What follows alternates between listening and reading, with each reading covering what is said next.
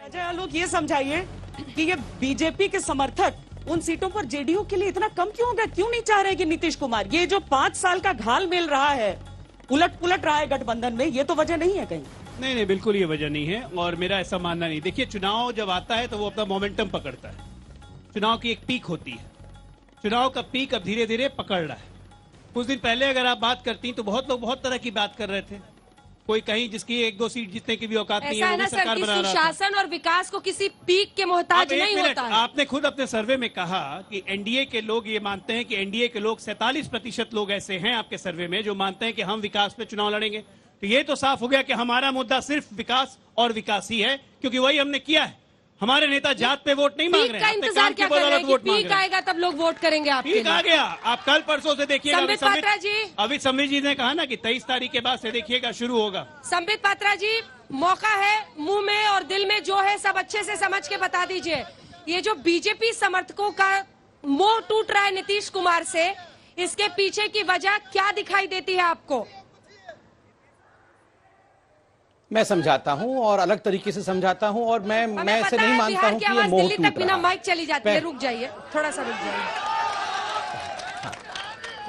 रुकिए। तो मैं इतना कहना चाहता हूं कि मैं इसको अलग तरीके से एनालिसिस करता हूं और कोई मोह टूटने का विषय नहीं है। पहली बात, आप याद रखिए, जिस दिन नीतीश कुमार जी और मोदी जी एक साथ एक मंच पर 23 तारीख को दिख जाएंगे, आप इन्हीं आंकड़ों को देख लीजिएगा, ये 90% से ऊपर चले जाएंगे। यही हिंदुस्तान की राजनीति का एक चरित्र होता है तो हम अलग अलग पार्टी, और जब तक हमारा जो सबसे बड़ा नेतृत्व होता है, दोनों का नेतृत्व साथ में खड़ा होगा। अभी तो अपील किया गया है, वर्चुअल मीटिंग्स हुई हैं, और जब सशरीर दोनों खड़े होंगे, इसका एक बहुत बड़ा लाभ जनता को साइकोलॉजिकल तौर से मिलता है, पहली बात।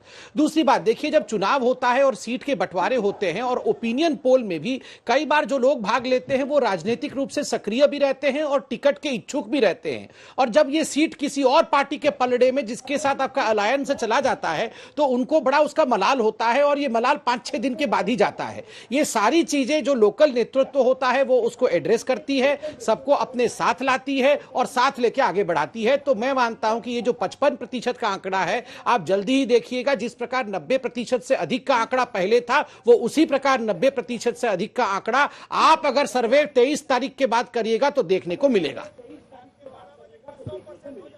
ठीक है, मृत्युंजय जी।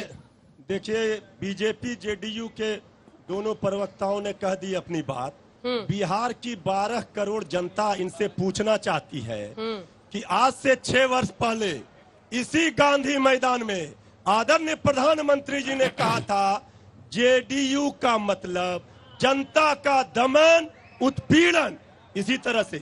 और आदरणीय नीतीश कुमार जी ने कई दशक पहले यही जेपी मैदान था, नहीं, एक काउंटर क्वेश्चन, यही जेपी मैदान था जहां पर लालू प्रसाद यादव कांग्रेस पर निशाना साधते थे।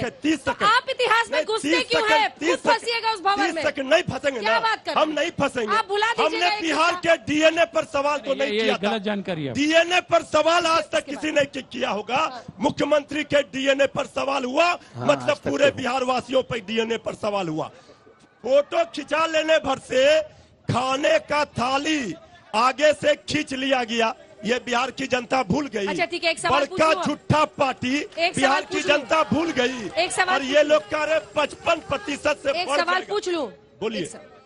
जेपी के आंदोलन में ठीक है, लालू जी क्या कर रहे थे, किसके खिलाफ थे?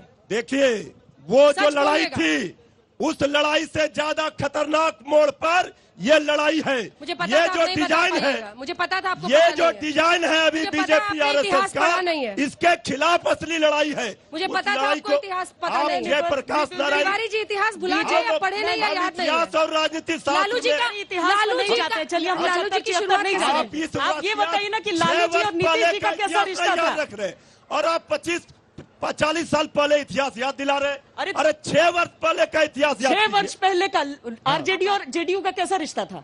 जेडीयू को हमने तो उदारता और महानता है हमारे नेता की कि हमने तो मुख्यमंत्री बना दिया, लेकिन गद्दारी किया, विश्वासघात किया, जनता के जनादेश का अपमानित किया। नमस्कार, मैं हूं अंजना ओम कश्यप। हमें उम्मीद है ये वीडियो आपको पसंद आया होगा। लेटेस्ट खबरों के लिए यूं ही देखते रहिए आज तक, और इस वीडियो के पसंद आने पर लाइक, शेयर एंड सब्सक्राइब करना ना भूलें।